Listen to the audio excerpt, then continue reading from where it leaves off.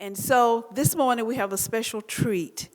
We have Dr. John Barker from the University of Rochester, who is an expert in higher education. And we have also Professor Adam Hollowell, who directs the Cook Center's Inequality Studies minor. And they will be having a conversation looking at the impact of COVID-19 on students. And so I think this will be a really rousing conversation, and I am truly looking forward to it. Dr. Barker's full bio is available on our website and a synopsis on the program. But he can also tell you more about his fascinating journey to this moment in time. So I am going to turn it over to Professor Hollowell and to Dr. John Barker. Thank you. Thank you.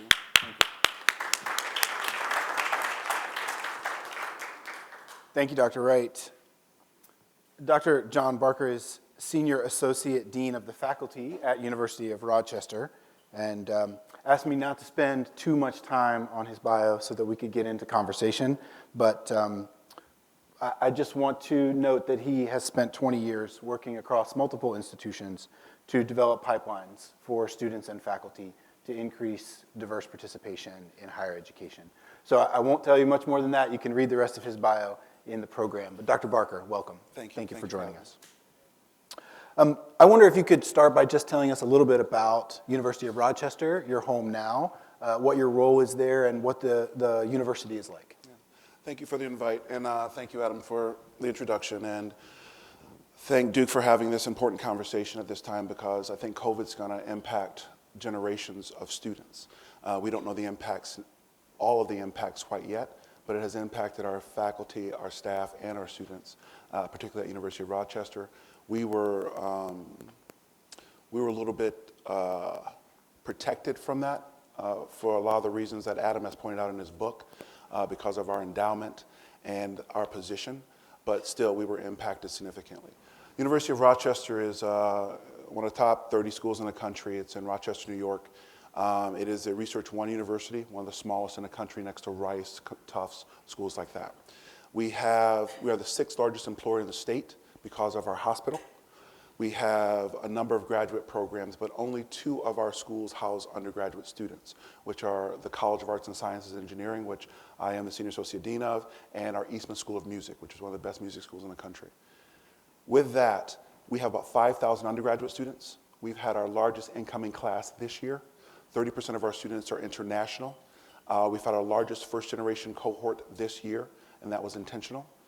Like also mentioned in the book, our numbers of underrepresented students, specifically Black, have dropped this year because of, we think, of the pandemic and the reasons behind that.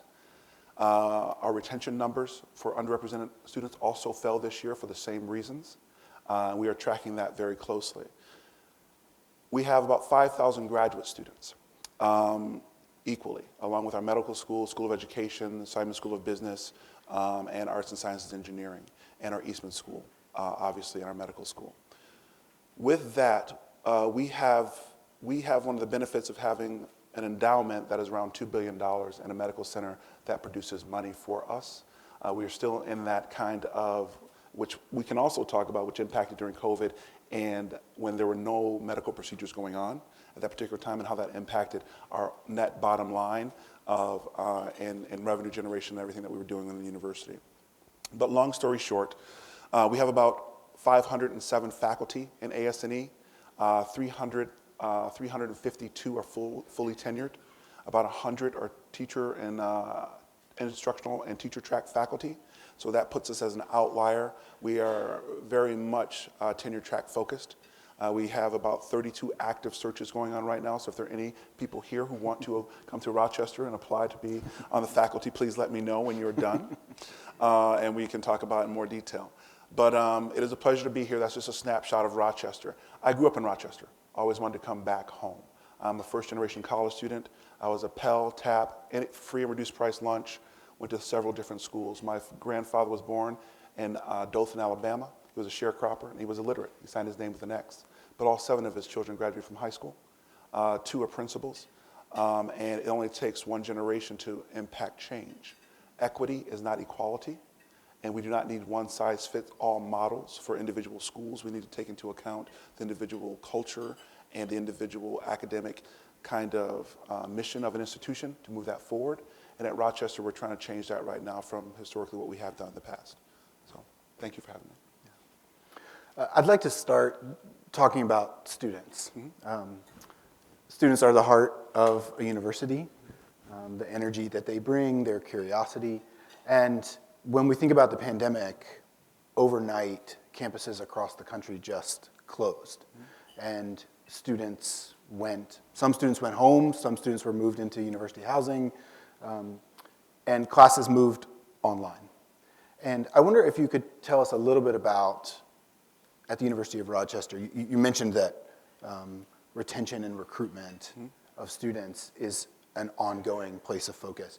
How did the pandemic impact students at University of Rochester, and what did the university do to support and try to keep students who were vulnerable to not finishing their degree or not finishing a semester or classes? What did the university do to try to ameliorate the impacts of the pandemic? It's a good question to start off with. For a snapshot of our student body, like I said before, we had our largest incoming class of first-generation students. So first-generation students just means you haven't been exposed to a lot of the culture and kind of the second-generation conversations that you can have with your parents. So empowering them and connecting cohorts that support one another. 30% of our students are international, so they couldn't go home. So imagine 22% of our students are from China. China was locked down immediately, and they have a zero policy. China has a zero policy, so there was no travel back and forth. So students had to stay for the entire year. So our residential college isn't set up to take housing for the entire year. So changes had to happen instantaneously.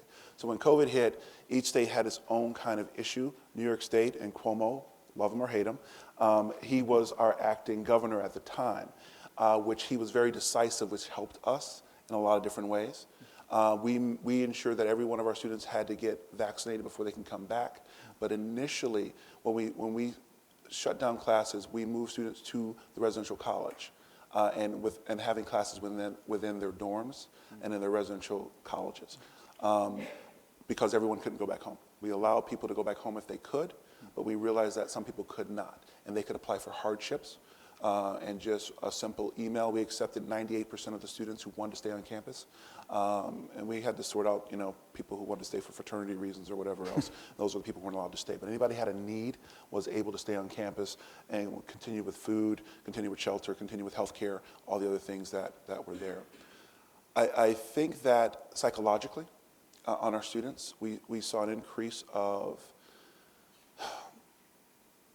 a whole sort of issues impacting our undergraduate and graduate students psychologically. The isolation, the moving to online, the kind of lack of structure, the lack of, and we're dealing with very highly motivated students, right, who come in and quadruple major in different subjects. And for them, to have that idle time was very difficult. So we had to figure out a way. And we're also dealing with a faculty who is, a little bit more senior and less to change. The older an institution is, the less likely it is to change quickly. And so we've had faculty who never teach online, who don't know the value and never wanted to teach online, right? So we had to accommodate them and make sure that they could help the students in their courses kind of transition to this new model of learning. And we realized through that year and a half of research and dealing with our faculty that some of them that one of the good takeaways from this is that faculty were forced to adapt to a new model of learning and a new model of teaching. And I think that they had to reset in a number of ways and how to look at students differently. So I think that was a positive as well. I think that we won't see the full impact for another couple of years on how it impacted all of our students. Like I said, our retention was impacted. And those students who are on the margin, what I mean on the margin, we really track students who have significant aid because we know with significant aid might come a significant need in other areas of academic support. So we want to make sure that it's never a requirement, but it's always offered. And we also wanted to make sure that those students who are in question of being retained are reached out by advising, by our kind of, we have a bunch of different support structures on campus that reach out to them individually. So we try to do that as well. But when students went back home, some of them didn't come back for family reasons, to take care of their families, to work. Their parents had lost jobs. And you have to remember, like you articulate in your book, that the divide between people who are faculty, who can sit in their classrooms online, and the people who are on the front lines were very different. And you have to remember that majority of the people who were impacted by this were Black, brown, and who were on the front lines were impacted in not having the financial security in a lot of ways. So our students were impacted there as well. So we had to support that. The federal government gave us a great deal of money to kind of support those students, and we tried to give that out and allocate that in ways, but it continued to be a struggle, and we're still tracking it.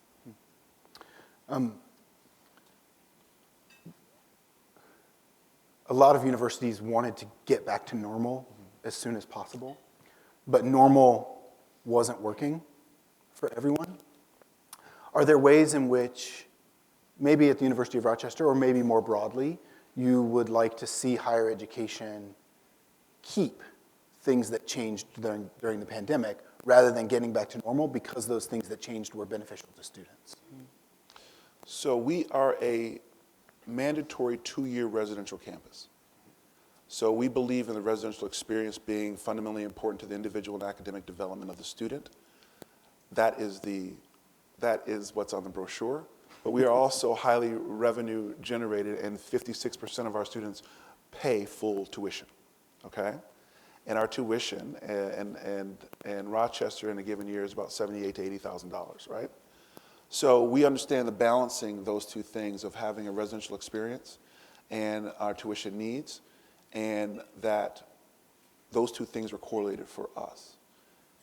We did take away a lot of lessons from that move to online, and I think that our faculty who were unwilling to change, I'll say this again, the older an institution is. When I worked at Tufts, it was the same way. The older an institution is, the less likely it is to change. When I worked at the University of Miami, we did everything because it was a nimble place, that new ideas and things could be exchanged, and students were very motivated. But for here, we had to show the faculty and guide them in a way that let them know that, one, we can also talk about that. We realized that cheating exploded during the pandemic, right? We had programs that followed students and what they did during the time, and even our students who were overseas, cheating exploded. So faculty were really concerned about the legitimacy of grading. They were worried about the pedagogical kind of connection with students. They fundamentally believe that being in the classroom makes a difference. But we know that asynchronous learning, which is being in and out of the classroom, can benefit students in ways that just being in a classroom can't. We forced all of our faculty to record their courses, which was a point of contention, and putting those online so students could view those later. Most of our faculty have continued to do that as a way of students who learn students learn in different ways. So connecting them with being able to go back and look at the lecture again or be exposed to the material was important for a lot of students in their learning. So we had to meet students at their individual academic progression and our faculty at their individual professional point and willingness to change. So we're still dealing with that and trying to figure out the best ways to do that incorporate that kind of shared governance that we hope to have. You mentioned revenue generation. Yeah. And one of the lines in the description of your work at University of Rochester is revenue generation. But there are some for whom revenue generation makes you grab the arms of your chair and make your heart beat a little faster. Talk to us about revenue generation, what that means for your position, and then also the broader landscape of finances in higher education. So that's a good question, and a lot of people are debating this. And I have an opinion, and it might be wrong, it might be right. We'll see in 20 years. We'll come back and we'll have this conversation about equity. I think that there are a safe number of schools who have endowments and who have structures in place and revenue and alumni who will support schools for years to come, right? The top 100, top 300 schools will be fine, right? There are schools out of these 4,000 institutions of higher education, 101 historically black schools, Hispanic serving institutions, all those schools who don't have the margin of error, right? By meaning the budgets that are so contingent on federal, local, state aid, they're going to be impacted disproportionately, right? So what I do is look at our institutional mission and look at what we are really what we're good at, and talk to our faculty and come up with models about how we can generate revenue along that. So let me give you a few examples. I used to be Dean of International Education at Tufts, and I launched programs all over the world, in China and Japan and Vietnam and Africa and a few other places. With that, they were either cost neutral or they made money, right? And that's one of the things, we have to align our educational priorities in some ways. Some things should always be taught, and it shouldn't be dependent on if they bring money in, if they do or don't. Some things are just fundamentally should be taught because students need to learn them. But other things need to be supported. We need to find models of supporting this that simply aren't raising tuition, right? So what we've done is, for example, I started a program in China right now that about 30 students come from China and do a gap year on our campus in preparation for transitioning to other schools in the country. They're spending a year with us working on their critical thinking, critical reading, writing. They take a class with me, Black Past Lives Matter, the history of Frederick Douglass in Rochester, New York. They do a whole host of other things, right? So that is and then we let them go that second semester to be students and figure it out. So they're considered non-traditional students, but we've created that. And each one of those students pay a year's tuition to come do that with us in preparation. That's not going to work for everybody, right? But we also use some of that money to fund our other initiatives around aid, and we use that money to do some other things that we want to do. Another program, Kaplan is changing. Testing is becoming obsolete in ways that we would have thought. So Kaplan is shifting their brand. So I'm in charge of Kaplan online education for us, which means that we have 10 courses online right now that are being offered to pre-college students. Through Kaplan. Kaplan comes in, they shoot the video, they shoot the courses, they're online, and they take the responsibility, and we provide the faculty, and we provide the educational connection. That's also a funnel to our admissions department, and 76% of the students who are first generation get free courses. So that's a way of increasing our underrepresented numbers in our population for admissions, right? The third thing that we're doing right now is looking at various programs in the Bahamas and other places for teachers and linking up with different universities to create cohorts that have a shared responsibility and shared economy of scale, so that we're not all financially dependent on one model, and that model could be shared and dispersed by a number of different institutions. So those are the three kind of things. So what we're doing right now is setting the infrastructure. We have a new president. We have a new provost who just came in this year. So as those things change, so do the conversations around this. My boss just left to be the provost at Binghamton. So I have a new boss, and this has to be her priority as well. So as you navigate these structures, you will see that there are shifting priorities and demands, and we just have to make sure. But money is always a priority, and revenue generation typically is a priority. We have a whole host of things in the pipeline, but some of those have to be vetted out in the way that they will produce revenue over time. And some of those are big budgets, some of those are smaller, and it just depends on the impact of the university and how it fits into our educational model and what we want to do. The chapter in the Pandemic Divide on higher education is co-authored I'm one of the authors, and Joyce Payne of the Thurgood Marshall Institute is one of the co-authors. Dr. Payne was not able to join us for the conference this year, but I want to spend a little time focusing in on HBCUs. Mm-hmm. And you have some exciting programs at University of Rochester around collaborations with HBCUs, and I wonder if you could tell us a little bit about that collaboration, and then also a little bit more broadly, sort of what your hopes are, and sort of where you see HBCUs in the landscape of higher education in the years to come. So, shout out to Dr. Payne, wonderful woman. I had the pleasure of meeting her over the last couple of years in our partnership, which I'll go into. But she recently got engaged, and we had dinner at our house, and which is lovely, and I'll see her soon. And we have a new partnership with the Thurgood Marshall Association and 5 historically black colleges, which I'll go into. When I failed calculus my freshman year of college, I called my mother and I said, Mom, I'm going to fail this exam tomorrow. And she said, baby, we're going to pray. We're going to pray and it's going to be all right. And I said, Mom, I don't think that's going to work.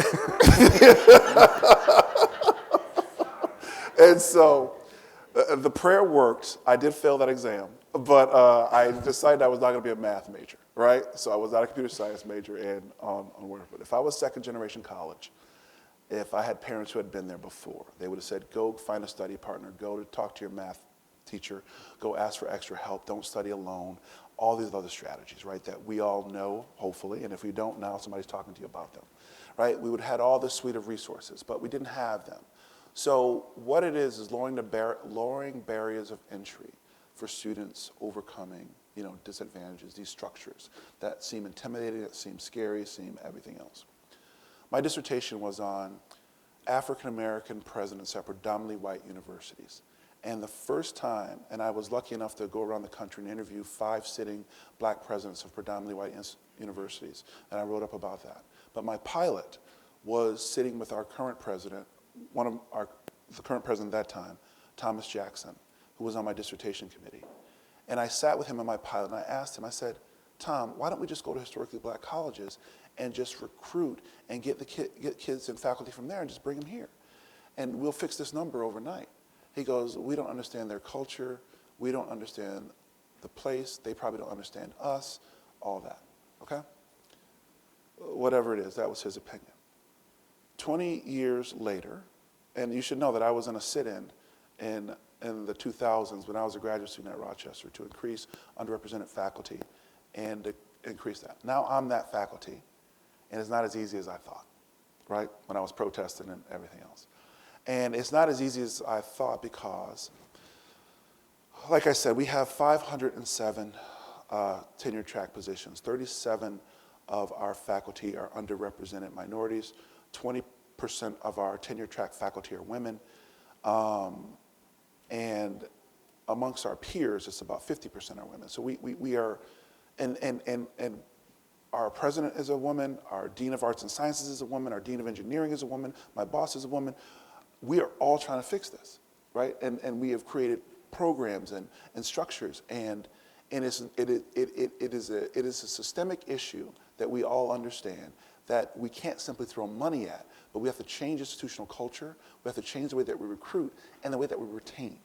So we get more diverse candidates, but we also have to retain them once they're there and understand that there are different pressures that impact underrepresented faculty in ways that don't impact other people, right? So we can't use this one-size-fits-all model.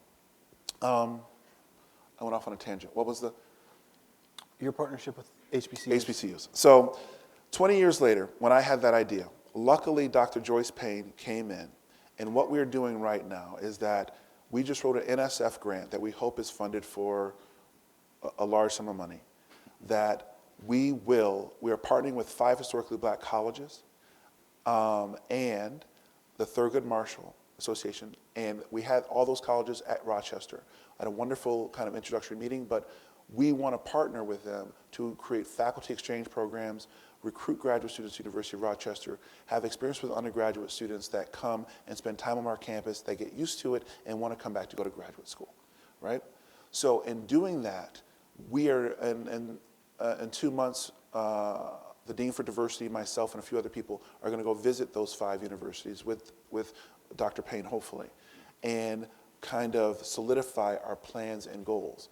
We told this to the NSF director and Chuck Schumer, who were on campus a couple months ago, and they want this model. And Joyce had a chance to talk to the NSF director, and as you know, Dr. Payne, he followed up with her, and hopefully our program is successful, but we're going to do it regardless.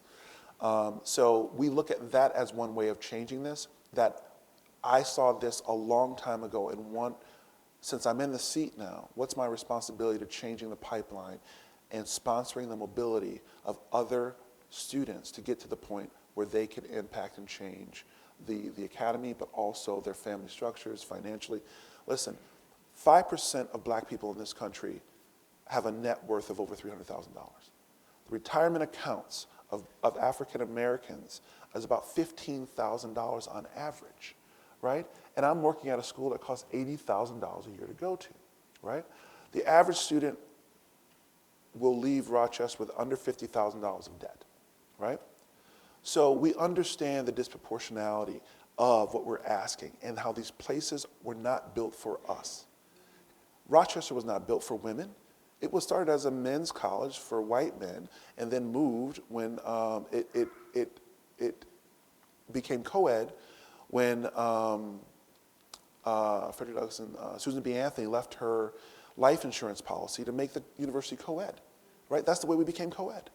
So these places are residual in the way that they understand, and we understand as slow as they move, so do ideas in a lot of different ways, and we are trying to change those ideas, but we do that through programmatic means with our junior faculty and being very intentional about the programs that we have, the way that we support them, the way that they're tenured, and where we're hiring right now. And we think that that program with Thurgood Marshall and historically black colleges will be a game changer for us. Everyone is behind it, and we want to ensure its success. One of the things I'll just add here is that HBCUs are often encouraged to imitate practices and behaviors of PWIs.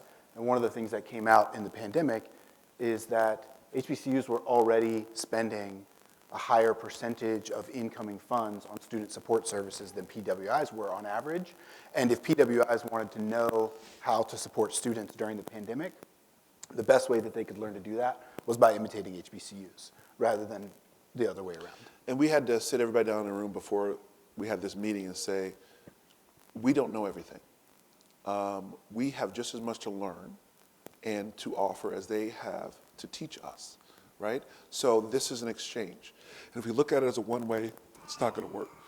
So we were very cognizant of our approach, how to do this and how to continue these conversations. And I think that's the goal.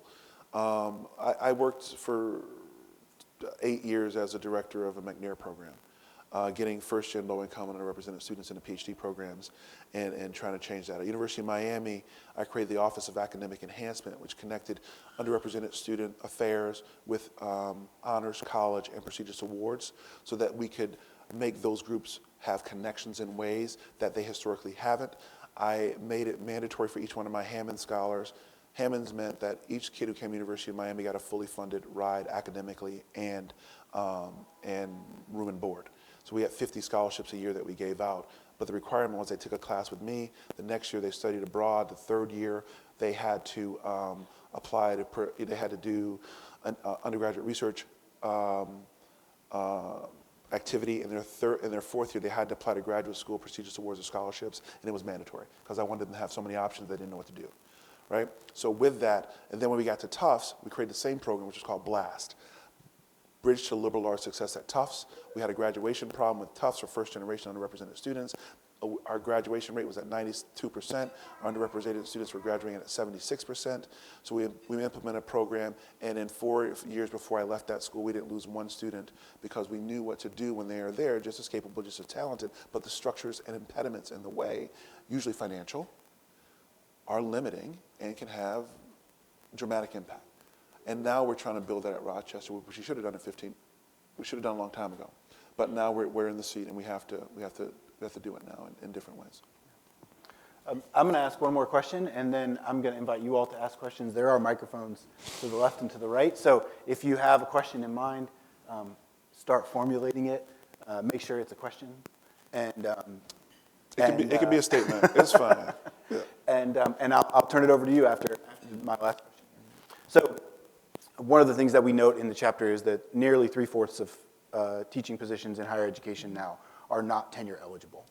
And I wonder if you could, and that people who are already tenured and people who are entering tenure or tenure eligible positions are more likely to be white and male, and people who are in non-tenure eligible positions are more likely to be female and non-white. So I wonder if you could just talk to us a little bit about faculty and hiring and the landscape of higher education where so many positions are moving away from the tenure structures of old, and where the opportunities are there and where the challenges are there in terms of diversity and faculty hiring.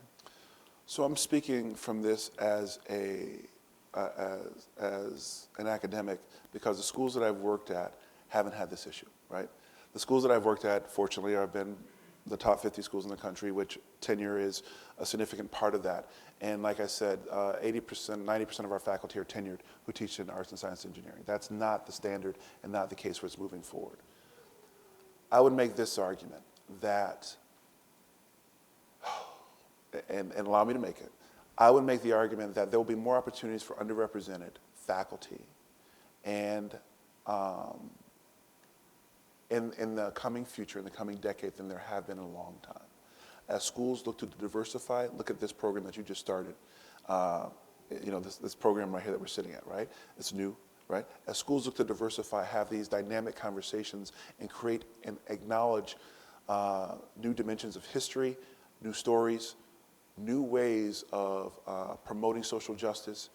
There will be interdisciplinary studies, which we are coming up with right now, that you can create the idea that you want to study, that you want to do. That's not going to be everywhere. Luckily enough, we're doing some longitudinal data collection for McNair, and through the history of the McNair program that just had its 25th anniversary, there have been close to 130 PhDs who've come out. And there are a number of McNair programs around the country. So if they're doing that, that's one way of doing it. But we also need to sponsor mobility in ways of encouraging that. So we do opportunity hires, targeted opportunity hires. If we see somebody that we really want to go get, we're not afraid to poach or try to get them. We do cluster hires for the first time. We just had our African American Studies department become a department, used to be a center. So with our new director coming in, we promised 3 or 4 lines there. So we're intentionally trying to make faculty not come in and be isolated, that they have a cohort the same way of thinkers and scholars and support. You can come, not everybody knows, but departmental culture can be tough when you come into a department and your chairs have a lot of autonomy and power.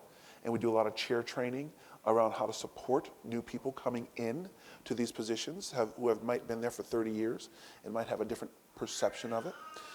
We have to educate our faculty that look further down the list, that looking past Yale, Harvard, Princeton isn't always where talent resides, that talent resides everywhere. We have supplemental aid for faculty who want to be retained to get more money for research grants, for teaching opportunities, long as you come forward with an idea of ways we can support you. I started a program called Civitas, which is for people who are, I like to call it on the bus, who are new faculty, and we bring young junior faculty and senior faculty together in happy hours and teaching venues to garner kind of connections so that they feel supported on campus in different ways of creating that community. We're intentional about what we do. We can't do everything. And if there's a better fit out there for somebody because of family, also this stat. If you're a woman in higher education, you are in academia or going to a school, 90% of the time, your spouse is also in academia, right? So if we can't hire both people, we pretty much can't hire that person. So we make connections with other schools around us. Rochester's lucky we have 14 or 15 other universities and colleges around us. So we're creating linkages so that we can hire significant others when they come. So we're intentionally trying to do these things. And is it a catch-all, a cure-all? No. But as we build these structures over time, we hope to see a return on that investment. But to your larger point, is the PhD the way to go? I teach a graduate course for all incoming underrepresented and first-year PhD students at Rochester. They all take a class with me because I want to ensure that they understand how to navigate the structure and that they know one friendly face, right? So everybody who's willing to take this class takes it with me. And we talk about everything. I bring faculty in. Every week we bring the provost in, we bring the president, we bring everybody so that they can't say that they don't know, right? Who to connect with, who to talk to, these structures, who's in power, how to talk to people, that there's no support here. Everybody comes and talks, right? So that is something that's changed. It's a class I wish I had, right, when I first got there. So I'm ensuring that they can have that. But most of them don't know if they want to go into academia. They think they want to do both, right now, and you don't have to. I think the world of academia is going to change in a way that you don't have to be fully immersed in academia or fully corporate. There's going to be ebbs and flows, and what we look at now is not going to be the same in the coming generation for a number of reasons. For the sustainability of cost, because of the models of learning, and we will see. The jury's still out. But I think your chapter points to it. I read it on the plane yesterday. It's on Kindle if you don't have the hard copies here. I read it on the plane, and it points to a lot of facts and a lot of questions that will have to be answered in the coming years. The disparity in dollars that are flowing to historically black colleges and between the top 100 schools is going to have to be something that's going to have to be recognized. And the largest impact of was seen in community colleges, where there was a 17% drop in underrepresented students, and that's where 70% of underrepresented students go to transition somewhere else, right? So there are systematic issues all along the pipeline. Wonderful. I invite you all to ask questions at the available microphones. Yes, sir.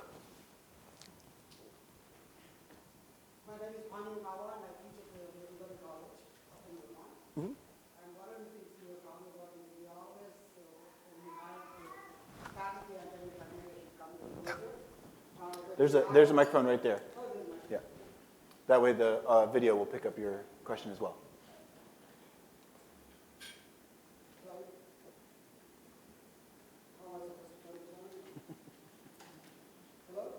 I can hear you now better. But Better? Okay. Yes, there it is. It's on. Okay, good, excellent. My name is Pani Unawa, and I teach at Middlebury College up in Vermont. And one of the points you are making is we lost about, believe it or not, about 3 very promising young youngsters we hired because of the spousal situation. I mean, they were with us for about 3 years, and then it's one of those things where it creates a major hardship, because we cannot, when we can hire a person in the economics department, but we can't promise offers in other departments. And we were trying very, very hard to network with other institutions, but it's not an easy proposition. Middlebury is a lot like Rochester. Wonderful school, wonderful campus. We're limited by the fact that we're not Boston, New York, those other larger places where people want to gravitate towards, so we have to build our own, and we're trying to do that. But it's not simply a problem for us either. Did you find a solution? Let me ask this question. Did you find a solution of how to retain or any other promising ways of doing it? In other words, a few times I think they were able to go talk to the deans and bump up the wages a little bit more. Yeah. But other than that, we couldn't do much. So what we've done, what we try to do is that we have our deans work on hiring with HR to see if there are any other ways that the trailing spouse or trailing partner can be working in the university. We look at adjunct faculty positions as a stop measure to see if they can transition as something else might open up so that they're working and continuing on. But location has a lot to do with this, right? If you're in Middlebury, what are the surrounding schools? And I've been to Middlebury once. University of Vermont is about 40 miles from us. Okay. Then the other schools are Dartmouth. Yeah. And the other issue we have is because Burlington Airport is about 40 miles from Middlebury, so it's because that's the only airport we can fly out of. Yeah. And it becomes a production. So remember I said that there's no one-size-fits-all model to this? There isn't for this either, meaning that they're going to have to come up with ways at individual schools to find a way to do this. And maybe it is at Middlebury more money, maybe it is trailing spouse, maybe it's different ways, but you're going to have to figure out different ways of doing it, because what works in California does not work in Rochester, New York, right? We have snow 8 months out of the year. When it's snowing in May, and I'm like, aren't you glad you came here? We got seasonal mood disorder and everything. It is an interesting place. It's wonderful. Everybody should come. And especially North Carolina State. Let me give you my card when you think about graduate school. And there's a culture and fit, right? But each school has to navigate this own, and I don't think that we really looked at it until we looked at the last few years. Yeah, but there's little silver lining about snow, because I went to grad school at Binghamton. I got out of grad school in 3 years. Motivation. Thank you. Yeah. So one final thing, sir. Yeah. Usually when we interviewing candidates, we cannot ask anything about spouses up front. So it's not an easy thing, unless they bring it up. But you're absolutely right. Do a lot of this. I have a number of jobs, so I'm also faculty ombuds, which means that any faculty come to me and they talked about issues, right? And a lot of issues. So I navigate in between the deans to ensure that that faculty don't risk their social cultural capital and being able to ask questions. Like, we've had, it's sad to say, but I'm the first person to know that some of our female faculty are having children because they don't want to tell anyone else in their department because they don't know how they're going to react. But I have to assure that we have policies in place. It's not going to impact your tenure. It's not going to, you know what I mean? You are legitimately able to take time off. It's written into our HR, all these things, just explaining them because people are ultimately scared of, repercussions of what may happen. So again, I'm going to go back to that one size fits all. We got to think about ways. And when we're in this interview process, unless that person does say that, then you are bound by that. But that's why we have to have these programs in place before, so we can't be reactive to the one-offs. There need to be systems in place so that we can really take into account, figure out how to do it, and move it forward. So we're building those systems even at the Eastman School of Music. We build them since Rochester owns a lot of stuff in Rochester, we have different ways of getting faculty in different places. We can send them to the Memorial Art Gallery. We can do this. Usually a little academic connection, but we have opportunities. Thank you so much. Thank you. Yeah. Not yet. Yeah, I can hear you. Yeah.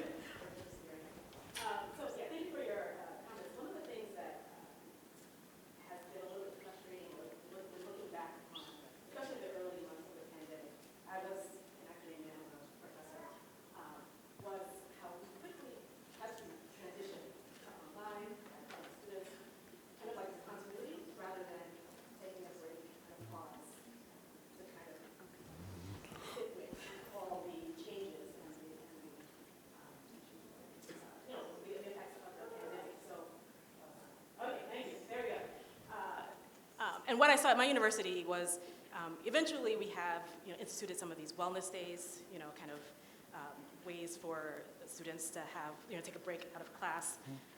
And We I did the kind same of wish thing. that there were more innovative responses to what occurred and what happened. And I'm starting to see like a rollback of those kind of initiatives. So I was wondering, what you have seen, maybe what Rochester did to address the fact that we didn't pause, that we had to shift and continue despite or in spite of all the calamity and suppression and all the stuff that the pandemic brought. Yeah, no, thank you for your question. And I understand the angst of the question and what you went through. So we did the same thing. We had these 3 days and, get yourself back together.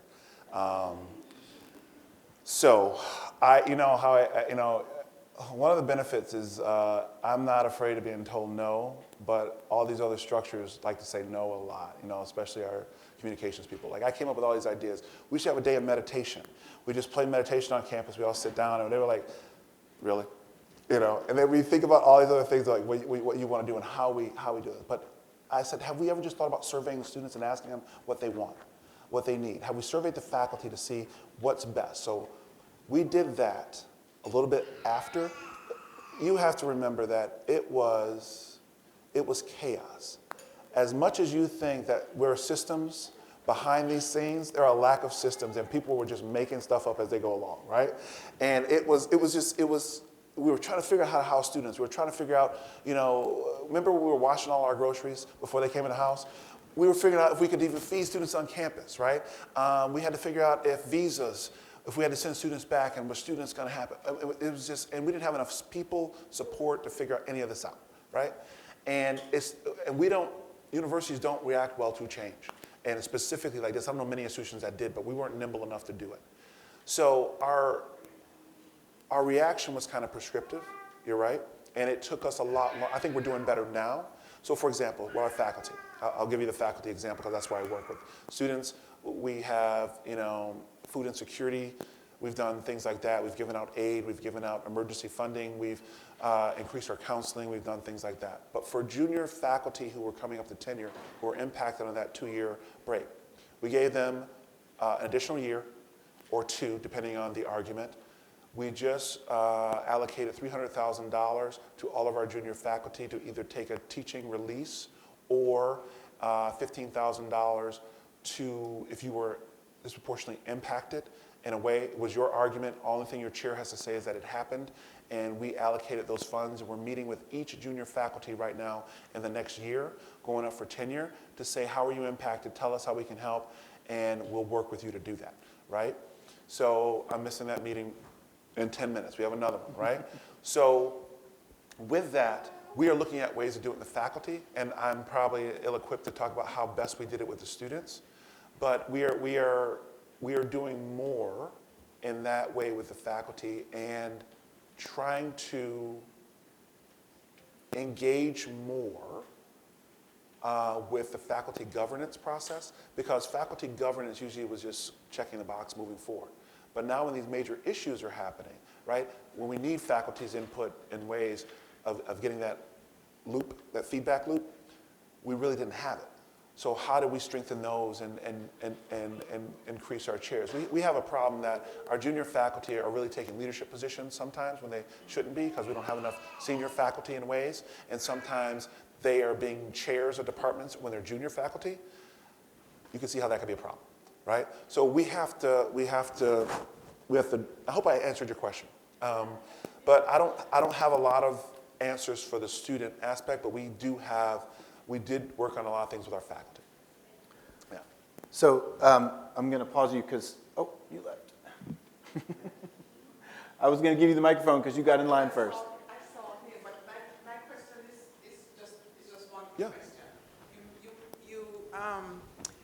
You spoke about retaining faculty, recruiting but retaining them. And I was just curious if you could just expound just a little bit more for us, just what do you mean by that? Because that's something I've seen on a micro level in not higher education, but I'd just love for you to just expound for us. But before you answer, unfortunately, this will be our last question, but our next We can talk session, after. our next session is also about higher education with Professor Finaba-Addo, so the conversation will continue. Retaining faculty. So it is so we have a dean's meeting every week, right? And I sit on, every other Friday we have a diversity and inclusion committee that is the Dean of Arts and Science, the Dean of Engineering, me, Dean for Diversity, and the Dean of the Faculty. And we talk about ways of who might be leaving, how do we keep people, how do we retain them, what do we do? Usually if it's a small bump, which we just did, there are two ways of doing it, right? The old way at Rochester used to be go get a competing offer and we'll match it. If you've already made your mind up that you're going to leave and commit somewhere else and you're already going to go there and people telling you how good you are, then we've already probably lost you, right? So how we switched this is that we have saying, come to us, talk about it. You don't need a retaining offer. We'll look at your package, we'll market review you, compare it to benchmarking with our other peers, see where you are comparatively. We understand that economists are going to make significantly more than an English PhD, but in your market, right, it's just a stratification of the disciplines, right? But within your discipline, we will see what's parity, and we'll see where you are and track this with HR and within your department to see where you should be, right? And if we can't give financially, if it's not simply financial, it could be time away, it could be, it could be a semester, it could be more research opportunities, it could be a lot of other things. So creating a package that's individual for that person rather than something that doesn't work for everybody. Thinking of that, another thing that came out of COVID was that we changed our child care policy as well, because that taught us that we all know that, and you point this out in your book, that most people who were taking care of children and the home were disproportionately women, right? And that impacted their tenure production, it impacted their research production, it impacted their teaching, and psychological and motivational well-being, right? So we know that. So we take that into account because the research says so. We take into account evaluations that says the evaluations are biased towards people of color and women. We take that into account because we know the research and what it says, right? So we take all those things into account and look at the entire person, how they relate to their community, how they relate to the university, and how they fit into our mission of what we're trying to accomplish. And that mission isn't what it was 5 years ago. Hope I answered your question. Please join me in thanking Dr. John Barker.